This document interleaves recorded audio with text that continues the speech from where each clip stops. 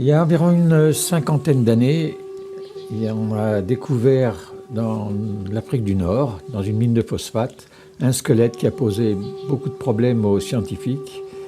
Et ils ont finalement réussi à comprendre que c'était l'ancêtre des éléphants, comme on connaît aujourd'hui.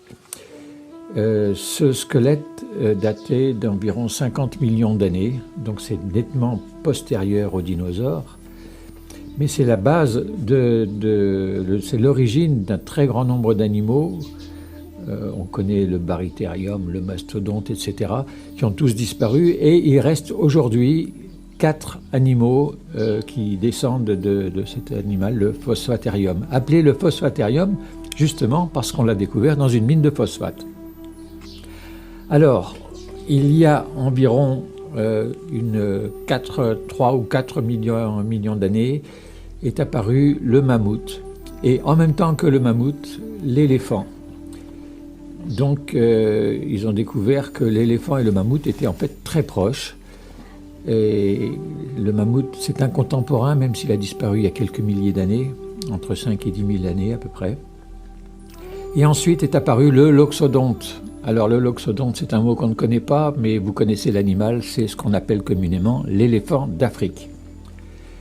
Il y a un quatrième animal qui descend également du phosphaterium, qui est encore vivant, c'est le daman. Alors celui-là, il est exceptionnel parce qu'il est tout petit, c'est un rongeur qu'on trouve en Afrique de l'Ouest, et c'est un cousin de l'éléphant. Donc, je répète, 4 descendants du phosphaterium actuellement vivants, c'est-à-dire le loxodonte, qu'on appelle l'éléphant d'Afrique, l'éléphant, le mammouth, qui est un contemporain même s'il n'est plus là, et le daman.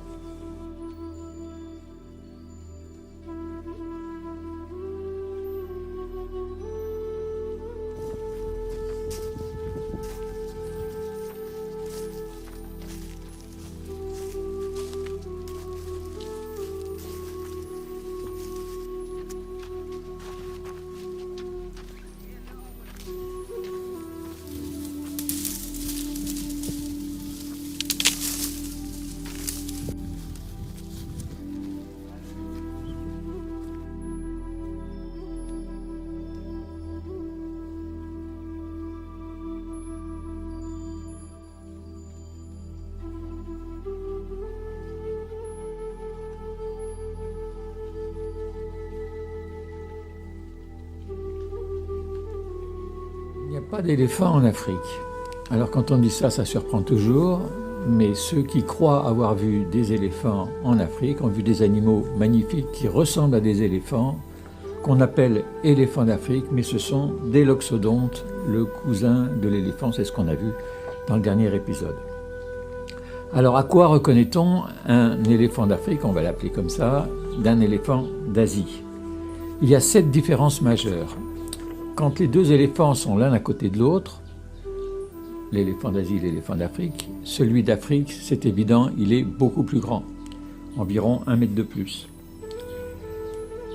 Vue de face, alors la principale différence vue de face, c'est que l'éléphant a 2 bosses sur la tête, alors que le loxodonte n'en a qu'une seule, il a un crâne tout rond.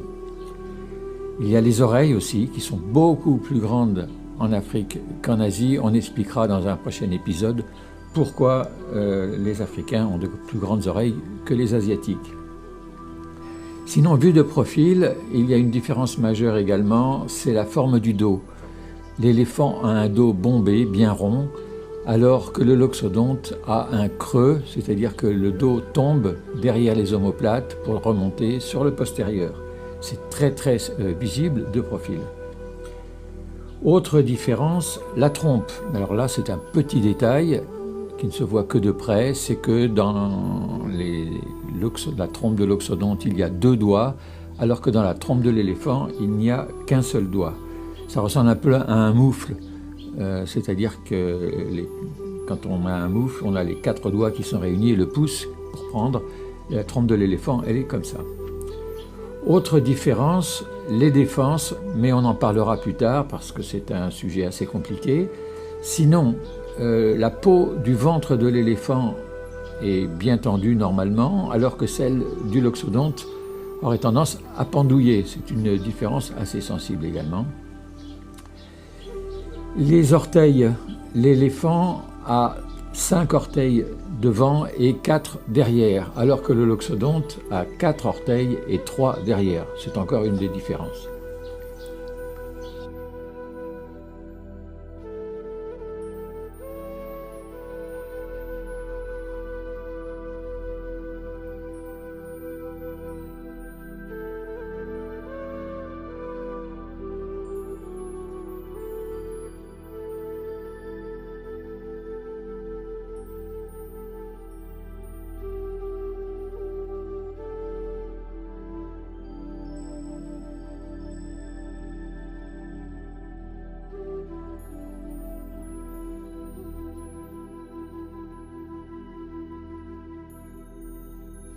Les éléphants ont plusieurs manières de communiquer. Il y a le barrissement, le ronronnement, les infrasons et la télépathie. Le barrissement, c'est le cri de l'éléphant. C'est celui qu'on entend dans tous les films de Tarzan, entre autres. Dans la vie courante, on l'entend assez rarement. Il arrive parfois qu'on passe plusieurs jours sans l'entendre. C'est un cri qui a un vocabulaire assez restreint. Avec le barrissement, il peut dire « je suis content »,« je suis en colère », il peut dire « au secours »,« j'ai mal »,« j'ai peur », et ça s'arrête à peu près là. Le ronronnement. Un éléphant, c'est comme un chaton. Quand il vient se coller à nous pour faire des câlins, eh bien, il ronronne. Ça surprend tout le monde, mais c'est un fait net.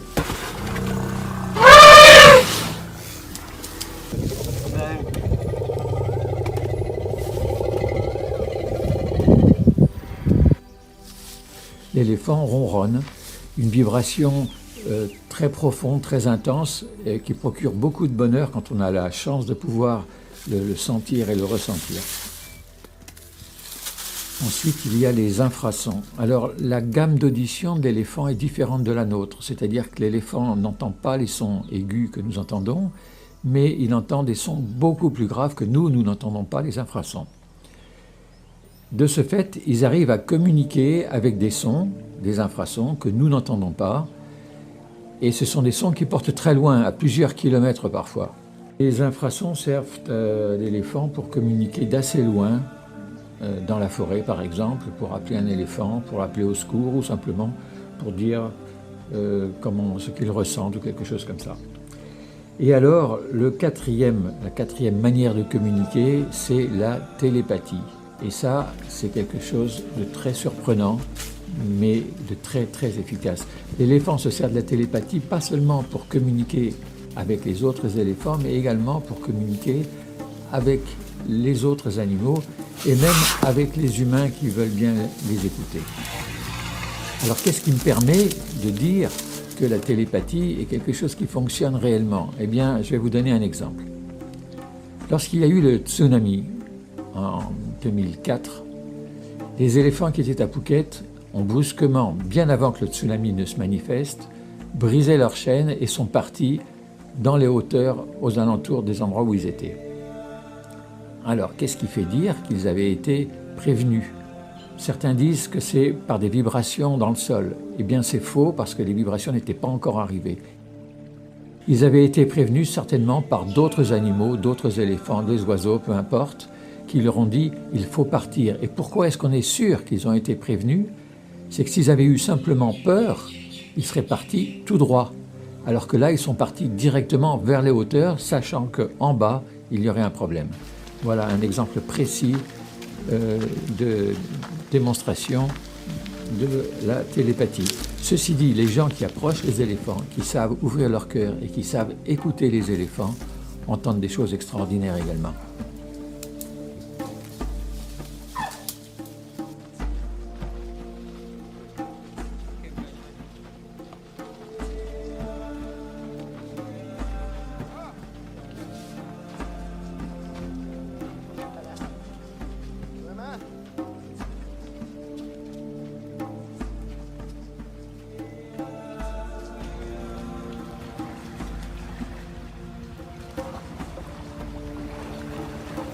Les gens qui sont déjà venus chez nous s'en souviennent peut-être.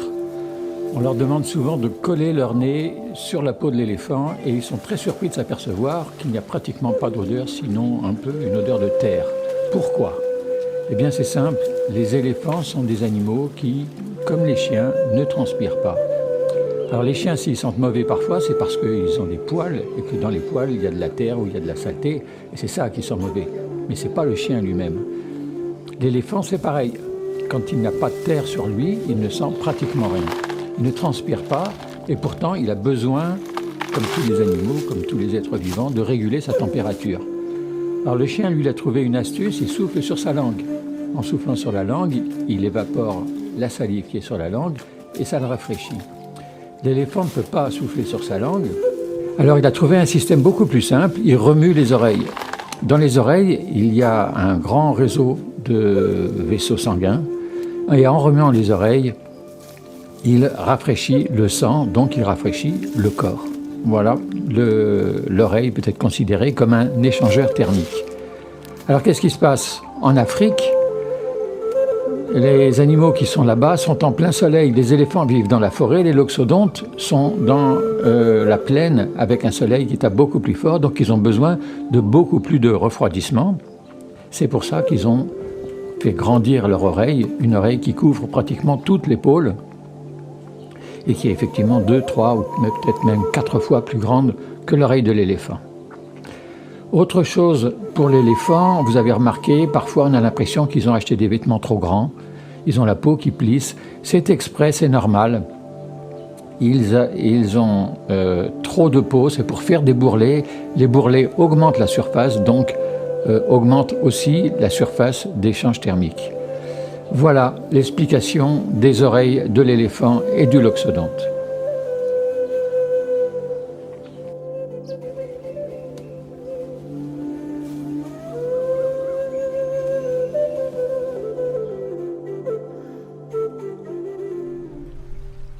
Un cheval, il a 3 allures, le pas, le trot qui est une allure intermédiaire et le galop. Le pas, c'est assez comparable à celui de l'éléphant, mais regardez bien comment ça se passe. Pour l'éléphant, quand il marche au pas, c'est un pied qui chasse l'autre. Bon, alors on va vous faire une petite démonstration toute simple. On va demander à Mike, Pomme, qui va venir avec son éléphant, et Sanya. Les deux là vont prendre les repères. Pomme va venir avec son éléphant et vous allez voir ce que vous allez voir. Pomme, tu vas chercher ton éléphant.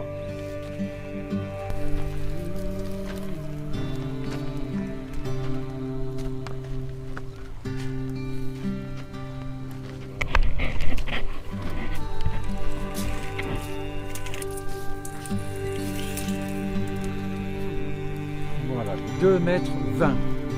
Ça veut dire simplement que lorsqu'un homme fait un pas de 70 cm, l'éléphant il a fait un pas de 2,20 m. Donc en faisant le même mouvement, il marche 3 fois plus vite que nous. C'est QFD. Dès que le pied avant se soulève, le pied arrière vient se poser à la place du pied avant. C'est à peu près pareil que pour le cheval. En fait, les 2 pattes de devant marchent comme nos pattes à nous. Un pied devant, l'autre à chaque fois. Le trot, c'est une allure intermédiaire qui n'existe pas chez l'éléphant. Et le galop, chez le cheval, c'est une allure à 4 temps. Le premier temps, c'est la patte, une des 2 postérieures qui se pose par terre, on va dire postérieur droit pour notre exemple. Le deuxième temps, c'est la diagonale, postérieur gauche, antérieur droit. Le troisième temps, l'antérieur gauche. Et le 4e temps, et c'est là la grosse différence, c'est un temps de suspension. C'est-à-dire que pendant le 4e temps, le cheval ne touche pas par terre. C'est de là que vient le tagada, tagada, tagada. Il y a toujours un silence, c'est au moment où le cheval est en l'air. L'éléphant, lui, ne saute pas du tout, pas de temps de suspension. Alors, on l'a vu sauter dans les cirques, quand il faisait de la corde à sauter. Mais il ne sautait pas comme une petite fille dans une cour de récréation. Il sautait d'abord les pattes avant et ensuite les pattes arrière. Il n'y avait pas de temps de suspension. Alors qu'est-ce qui se passe-t-il quand l'éléphant court? Eh bien, il marche vite, tout simplement. C'est-à-dire que les pattes avant se mettent à marcher plus vite et l'éléphant se met à courir. il est donné pour 25 km/h. C'est ce qui est marqué sur le catalogue. Alors 25 km/h, ça peut vous paraître relativement lent, c'est-à-dire que si on se met à côté d'un éléphant et qu'on est en pleine forme sur un stade, on pourra aller plus vite que lui et le larguer. Mais la grosse différence, c'est que lorsqu'on arrive dans les buissons, dans la forêt, nous, on s'arrête tout de suite à cause des ronces et des feuilles. L'éléphant, lui, il continue, il n'y a rien qui l'arrête. Donc c'est un 25 km/h quasi constant. Au pas, un cheval marche à entre 4 et 6 km/h, l'éléphant aussi, 4 à 6 km/h. Et 6 km/h, c'est déjà une bonne allure pour quelqu'un qui marche à côté.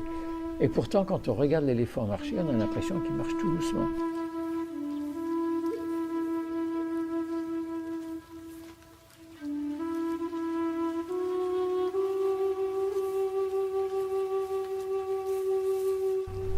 Alors par contre, quand l'éléphant court, il se passe quelque chose de très spécial, c'est que l'éléphant, pour maintenir son équilibre, il est obligé de remuer la tête. Et la remuer très fort, ce qui fait qu'il est impossible de rester assis sur la tête d'un éléphant qui court. Par contre, si on se met au milieu du dos, là c'est le confort absolu, ça ne bouge pas du tout. C'est grâce justement au mouvement de la tête qui rééquilibre le corps. C'est complètement différent du cheval, on le comprend vite. Aujourd'hui, on va vous parler de quelque chose de très important, un organe essentiel chez l'éléphant, la trompe. Alors beaucoup de gens pensent que la trompe, c'est le nez, et en fait, pas du tout. Le nez, c'est ceci, c'est cette partie-là de l'éléphant. Ça s'arrête ici. Et ça, en fait, c'est le prolongement du nez, mais c'est la lèvre supérieure. La lèvre supérieure qui s'est développée de manière à ce que l'éléphant puisse arriver à prendre sa nourriture sans se baisser, ce qui est pénible pour lui. Voilà. Alors, c'est donc un élément dans lequel il n'y a pas d'os, pas de cartilage, uniquement des muscles, beaucoup de muscles, suivant les livres que j'ai pu lire, entre 10 000 et 140 000 muscles, je vous avoue que je n'ai pas compté. Et c'est un élément essentiel chez l'éléphant. C'est ce qui caractérise l'éléphant en fait, la trompe. C'est du fait du grand nombre de muscles que les éléphantaux ont beaucoup de mal au départ, quand ils sont tout petits, à maîtriser leur trompe. Il leur faut parfois jusqu'à 1 an avant de commencer à maîtriser. C'est un peu comparable à nos enfants quand ils sont à l'école. Il leur faut du temps pour arriver à écrire, à tenir leur stylo convenablement. C'est la même chose, sauf que là on a affaire à plusieurs dizaines de milliers de muscles quand même. Nous allons parler aujourd'hui de quelque chose de très important pour les éléphants, la nourriture. Manger. Manger, c'est la principale préoccupation de l'éléphant qui y consacre au moins 20 heures par jour. Il y passerait 24 heures par jour s'il n'avait pas besoin de dormir au moins pendant 4 heures. Un éléphant mange beaucoup, plus de 10% de son poids, et vu que ça pèse environ 3 tonnes pour un éléphant adulte, il faut compter 300 kg de nourriture par jour, uniquement de l'herbe, des végétaux, des fruits. L'éléphant est exclusivement végétarien. Par contre, il digère vite et mal. Il ne digère que 40 à 45% de ce qu'il ingurgite. C'est la raison pour laquelle il doit manger beaucoup. Alors tous les matins, une partie de notre équipe monte dans la voiture pour aller chercher des bananiers. Un bananier, contrairement à ce que beaucoup de gens pensent, ce n'est pas un arbre, c'est une herbe, un herbacé. C'est-à-dire qu'il n'y a pas de bois, le tronc est fait d'herbe uniquement. Et pour l'éléphant, tout est comestible, c'est-à-dire qu'on coupe le bananier à la base et tout ce qui tombe par terre, l'éléphant peut le manger. Les bananes, bien sûr, mais aussi les feuilles et le tronc. Lorsque les bananiers ont été coupés, on ramasse à peu près 1 tonne de bananiers par jour, on va les distribuer aux éléphants qui se mettent à manger tranquillement et qui se régalent.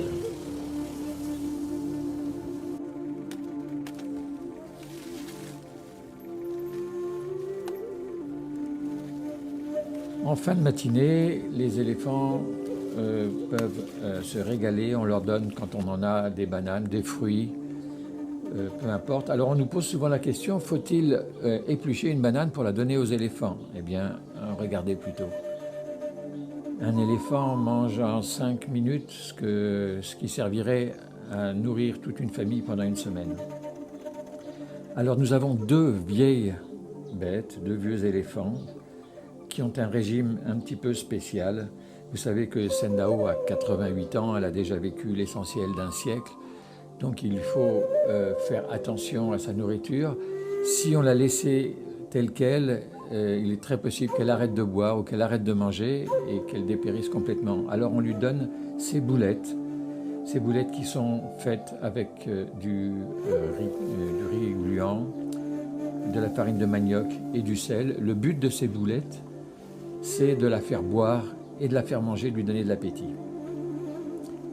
Un jour sur deux, on alterne avec des croquettes protéinées. C'est les mêmes que celles qu'on donne aux chevaux. Ça leur donne des protéines dont ils ont besoin. Ensuite, dans l'après-midi, les éléphants vont se baigner. Il faut savoir qu'un éléphant, dans la vie sauvage, marche environ sur 4 km. C'est à peu près ce qu'on fait en aller-retour sur la baignade. Donc c'est très bien pour eux. Mais vous remarquerez que même pour aller à la baignade, et même pendant la baignade, l'éléphant continue de manger. Il n'arrête pas de manger, c'est sa préoccupation essentielle. Une fois rentré au domaine, 2 fois par semaine, un camion vient nous livrer des ananas, 6 tonnes d'ananas à chaque fois. Ça correspond quand même à loin de 50 tonnes d'ananas par mois.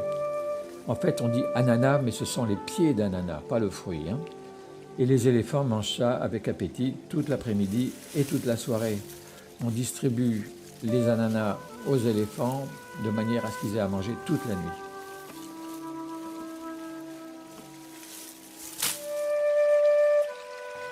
Les chênes, tout d'abord. En France, en Occident, il est obligatoire de tenir son chien en laisse. On trouve normal d'enfermer un cheval dans un box.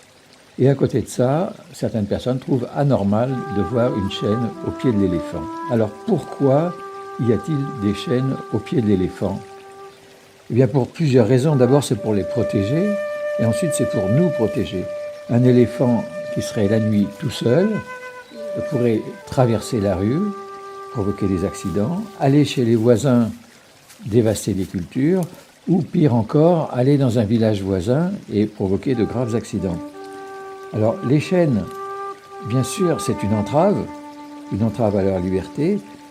Tout reste à voir s'il s'agit d'une entrave honnête ou inacceptable. Un éléphant qui est attaché avec une chaîne d'1 mètre ou d'1,50 m, c'est une honte. Regardez ce que nous avons. Un éléphant passe la nuit avec une chaîne d'environ 20 à 30 mètres, ce qui lui permet d'aller manger, d'aller se coucher un peu plus loin quand il en a besoin. Ça n'est pas vraiment une entrave gravissime. Et c'est en tout cas indispensable.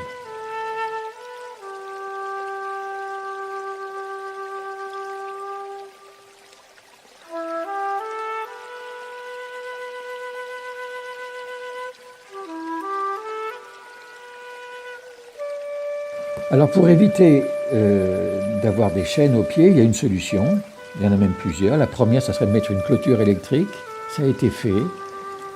Ça a provoqué de nombreux accidents. On a même vu un éléphant mourir il n'y a pas très longtemps dans les environs de chez nous.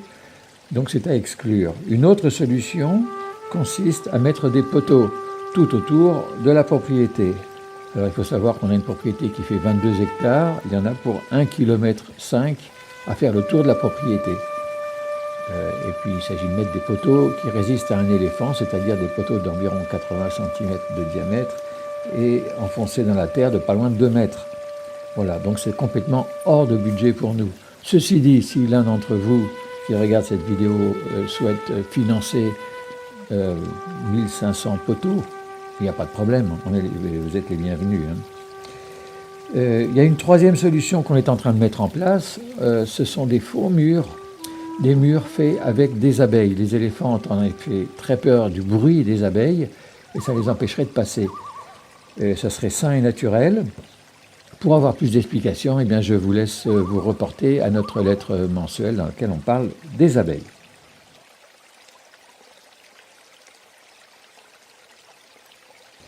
Le taco. Alors, le taco, il est terriblement critiqué. c'est l'outil traditionnel du maout. Il fait peur aux gens qui ne connaissent pas les éléphants. C'est-à-dire que lorsqu'on le regarde, on a l'impression que c'est un outil tranchant et pointu, alors qu'en fait ce n'est absolument pas tranchant et le bout est arrondi justement pour éviter de piquer l'éléphant. Il est utilisé normalement dans de bonnes conditions uniquement pour des questions de sécurité. Alors s'il y a des personnes qui l'ont utilisé de façon monstrueuse, c'est autre chose. Mais ça n'est pas le cas d'un maout consciencieux qui aime son éléphant.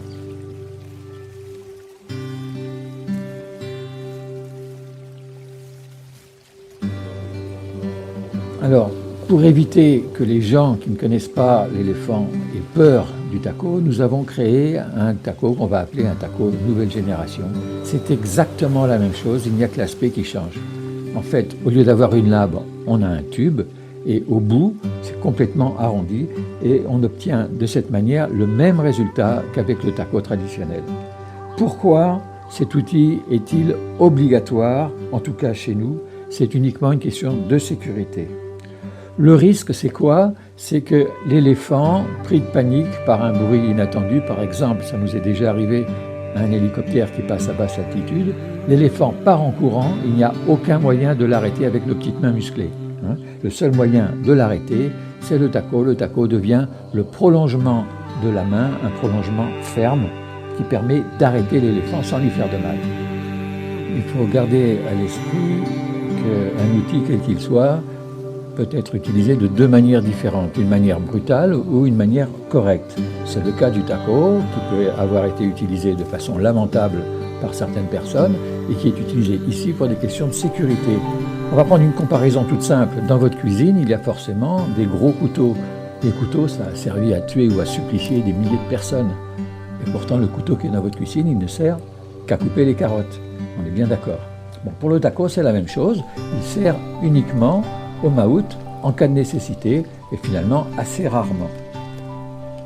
Voilà, j'espère que vous avez bien compris que les chaînes, comme le taco, ce sont des choses indispensables, que ça ne fait pas souffrir l'animal si c'est utilisé de bonne manière.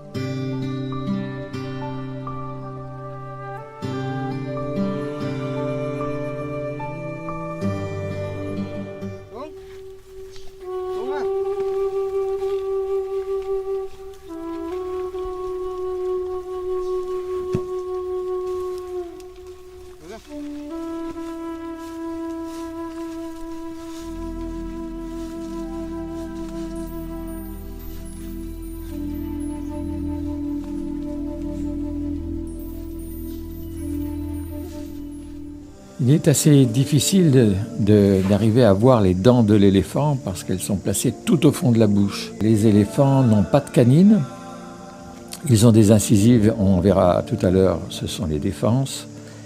Ils n'ont pas de prémolaires, ils n'ont en fait que des molaires qui sont tout au fond de la bouche.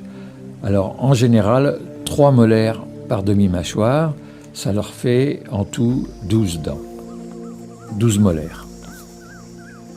Les molaires sont tellement grosses que lorsque les éléphants les perdent, on peut sculpter un petit Bouddha dedans. Alors il y a des gens qui pensent que ça vient d'une défense, mais en fait parfois ce sont des sculptures qui sont faites avec des dents. Les éléphants perdent leurs dents 6 à 7 fois pendant leur vie, c'est-à-dire environ tous les 10-12 ans. Les dents se renouvellent comme nous, on les perd 2 fois, les éléphants c'est 6 ou 7 fois. Et quand ils arrivent à la dernière perte de dents, donc ils n'ont plus de dents, ils ne peuvent plus mastiquer correctement, ils s'affaiblissent, ils se nourrissent mal, s'affaiblissent, finissent par se coucher et par mourir. C'est la vie de l'éléphant. Alors, quand on vient chez nous, beaucoup de gens nous disent « Mais pourquoi vos éléphants n'ont-ils pas de défense? Vous les avez coupés ?» Eh bien non, c'est beaucoup plus simple que ça. Nous avons des femelles et les éléphants femelles n'ont pas de défense. Seuls les mâles ont des défenses, et encore pas tous.